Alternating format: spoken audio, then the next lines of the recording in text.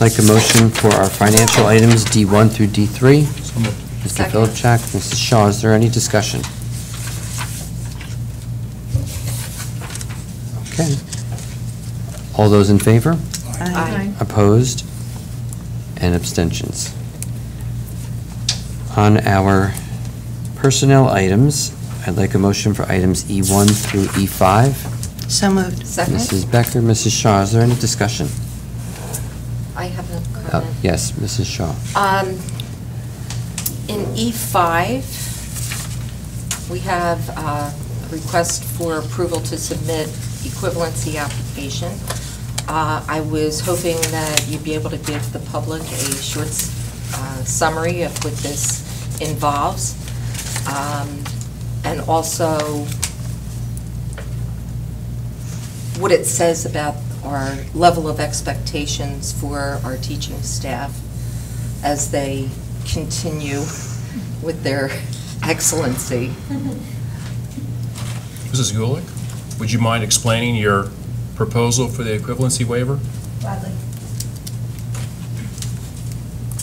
The equivalency waiver will allow us to substitute the required observations with an innovative proposal. We're proposing that of the 125 teachers who will be scored when all is said and done at the highly effective level this school year, that we allow them the opportunity to work with their peers to grow as teachers themselves. So they'll do that through a reflective cohort and a video reflection. They'll videotape their classroom, they'll reflect on it, and they'll report out what they're going to work on to their primary evaluator. We're excited about the project. We're going to participate as a pilot. So do they then actually meet with their primary evaluator anyway after this? At the end of the year, or at any time that they feel that they would want additional feedback. And are these teachers typically given more than one observation during a school year? Yes, we have 2, so this will replace one of them. Just one. Okay. And a teacher has the option of going a more traditional route if they decide that's what they would prefer? Absolutely, and I expect of the people who are invited to participate, I would expect about a half and half reaction in the pilot year. Mrs. Gulick, can you just Yes. explain the limitations on the pilot, the parameters of who's, What we've- they're highly effective teachers, but you're limited to a certain number of people, right? A certain Yes, number of slots. in the pilot year, because we really want to quality control the experience, we've limited the pilot to 50 teachers so that we can get into their classrooms. Mr. McMenamin is going to use high-quality video and one shot only of the classroom in order to have a true capture of a classroom so that the teacher has something to look at, and high-quality video. Mr. Simmons? And that'll give them about 1 or 2 a week during the observation time period. And do you feel that this ties in with the New Jersey Achievement Coaches Content Developers Program? Well, it really helps us move the evaluative process into a professional growth process when we have every opportunity to do that, which is both the goal of the Achievement Coach Program, is to help teachers reflect on their own practice to become stronger teachers.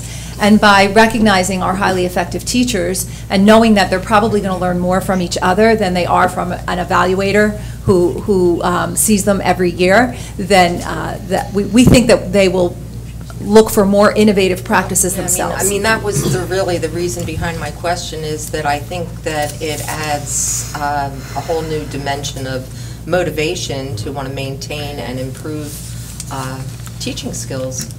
I do. I think we're going to see some risk-taking and some real innovation in what teachers try and ask for feedback from their colleagues. So we're excited about that.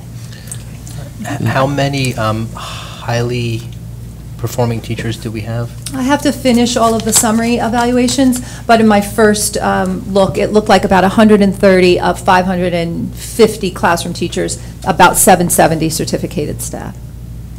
Do we have a goal to increase that number? Always. Always, and I think this will add to it. In fact, Right. we have some of our teachers from our District Evaluation Advisory Committee. The recommendation was that we expand the pilot beyond, because a highly effective teacher working with a teacher who knows she wants to improve her practice or he wants to improve her practice is going to be even greater professional development, but that option's not available right now at the state level. How do we pick the 50 out of 130? I generated an interest survey pending board and state approval, and I had 50 people in the first week. I don't think we'll have any problem. But you had just 50, or do we have to pick out of a certain amount? I only invited the 125 who scored at the highly effective level who would be qualified for the project. Right, but of those, how do we choose the 50 that we end up with for this pilot? I will match, I want to match to make sure that every school has someone who gets to experience the process, every department has someone who experiences the process, and I did let them know that it's first come, first served in the project pilot. I don't think I'll have a problem at all. No, I don't, I would doubt that.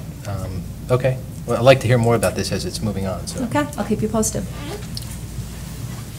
I think it's exciting because our teachers are willing to be Yeah. videoed and reflect on that video, and nothing's more telling than watching yourself after the fact and being able to improve on that practice. But then they're also going to Usually, use... you can't stand how your voice sounds, let alone how you look on the video. Or you use the same word over and over and over again.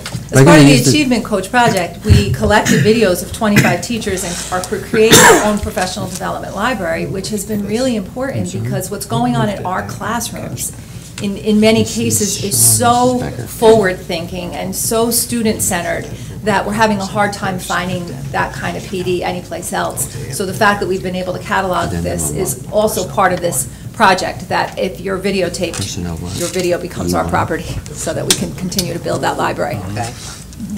It's a cool idea.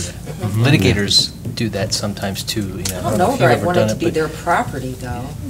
Well, I mean, don't have a I can choice. understand that. It's part of the work We're day. not asking. And they can change their mind. I gave them the option to change their mind after they see it. It's part of the work day. Right, It makes sense to me. thank you. Any other questions? On the E1, there's an addendum that's in our computer update, just so that you know. Any other questions? We'll take a roll call. Mrs. Becker? Yes. Mrs. Chu? Yes. Mrs. Howard? Yes. Mr. McAvoy? Yes. Mr. Philipchak? Yes. Mrs. Shaw? Yes. Mr. Simmons? Yes. And Dr. Cohen? Yes. Motion carries.